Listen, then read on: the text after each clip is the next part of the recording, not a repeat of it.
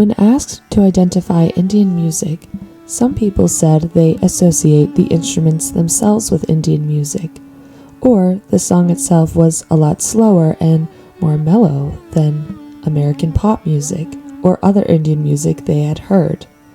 They claimed that a lot of other songs they had heard were meant for dancing.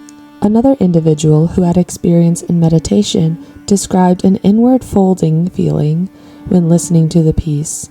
They claimed that it made their body feel like it was folding into itself, and the piece made them feel very spiritual and put them into their meditative state.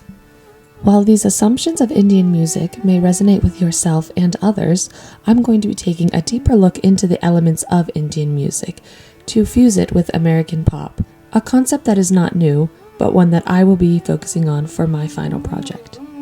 To begin, there are two musical traditions in Indian music, Hindustani in the north and Carnatic in the south.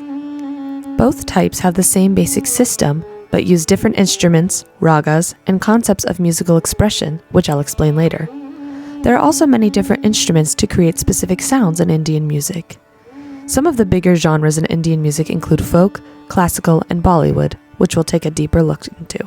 First, let's talk about classical Indian music. It originated in South Asia when chants developed systems of musical notes and rhythmic cycles. These are known as ragas. Indian classical music is very closely connected to nature and taking inspiration from seasons and times of day. It usually has about only 3 players and is about the music, not the composers. In fact, improvisation is key in classical music. Classical music is never written down, so it can be 45 minutes to an hour to even longer. You can join in the improvisation by recognizing the piece from the raga. Also, many classical Indian pieces are constructed like a 5-layer cake. The first layer is long, the next layer is shorter, the next layer is even shorter, etc. Lastly, the songs are very local because people do not see many outside groups within their communities. How you play an instrument depends on where you grew up. The next big genre of Indian music is Bollywood music. It is very popular in India and is mostly actually lip-syncing, at least in the Bollywood films. In fact, the films use playback singers that actors lip-sync to. Most playback singers are actually more popular than the actors in these films. There are also many different fusions within this genre, for example rap, hip-hop, jazz, and more.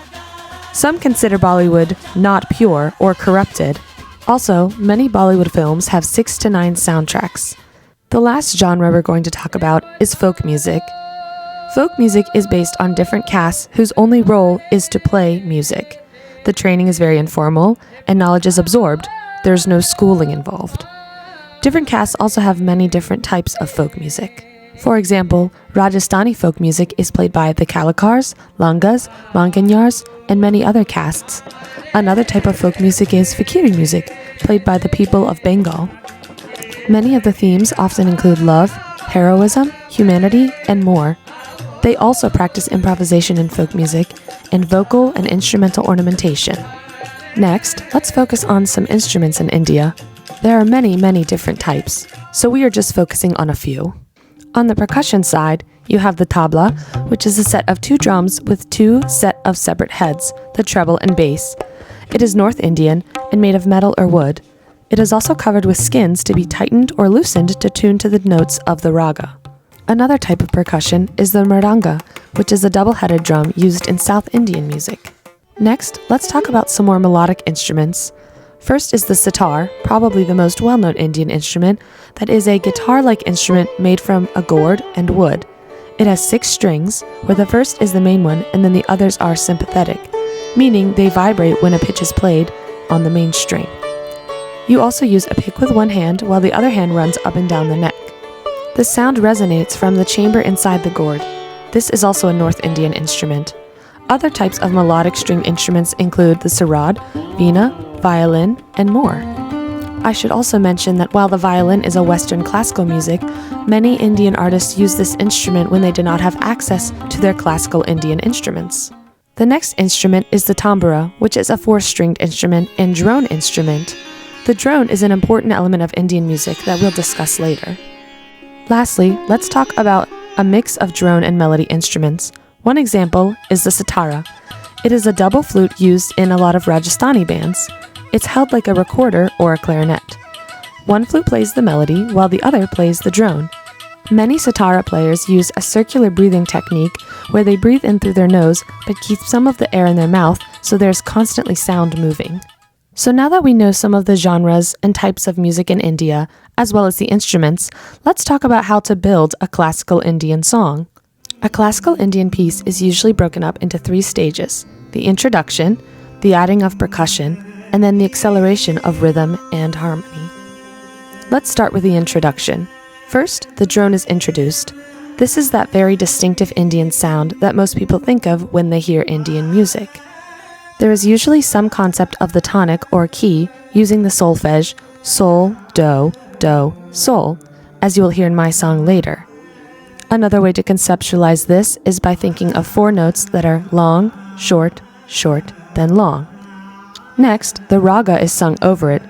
A raga is similar to a scale in Western classical music in terms that it is a collection of specific pitches. However, in Indian music, they use the syllables sa, re, ga, ma, pa, da, ni, sa, known as sargam. What is special about ragas is that they can have multiple tonalities. Some notes fight, while other notes blend. These are also based on improvisation. As I said before, a lot of classical Indian music is based on the seasons, so different ragas are meant for different times of day, moods, and seasons. After the introduction, we move on to the next stage where percussion is added. Usually it is added using a rhythm cycle called tal. A common rhythm cycle is 16 beats, known as teen tal. There are also syllables for the different sounds of the teen tal. For example, in a 16-beat teen tal, the syllables would be da, din, din, da, da, din, din, da, da, teen, teen, ta, ta, din, din, da. Lastly, the percussion and the melody are going to be accelerated to reach the final stage of the piece. Using the knowledge I have gained about different genres of Indian music, instruments, and how to build a classical Indian song, I am going to combine these of my knowledge with American pop to create an Indian music and American pop fusion piece. Rather than pick out every single thing that I did to create this piece, I will give a brief explanation of how I created my song. I started out with a drone using the long, short, short, long method, or sol, do, sol, in a chosen key, and had my friend Ishika sing over it. I then built on this, combining both digital Indian-like instruments and American pop instruments to create more of a foundation. Then, I had my friend Hari come in and play his mridanga to add the second stage, the rhythm. Using the rhythm he played, I expanded on this, creating my own rhythm using American pop percussion. Lastly, when most of the instrumentation had been added, I did an improvisation of a raga over everything to add in that improvisation element. I also used the sargam syllables sa, re, ga, ma, pa, ta, ni, sa to add into that element as well. For the lyrics, I focused on love and nature as my inspiration. I wrote down the words, and then I sent them to my friend Ishika to translate into Hindi and send back a recording of her speaking so I had correct pronunciation. Lastly, I observed that many fusion songs, not just Indian and American, but also in K-pop, have verses that are both in their language and also in American, or vice versa. That is why I did the same thing with my song. Now, without further ado, please enjoy my fusion song, Let My Love Run Through You.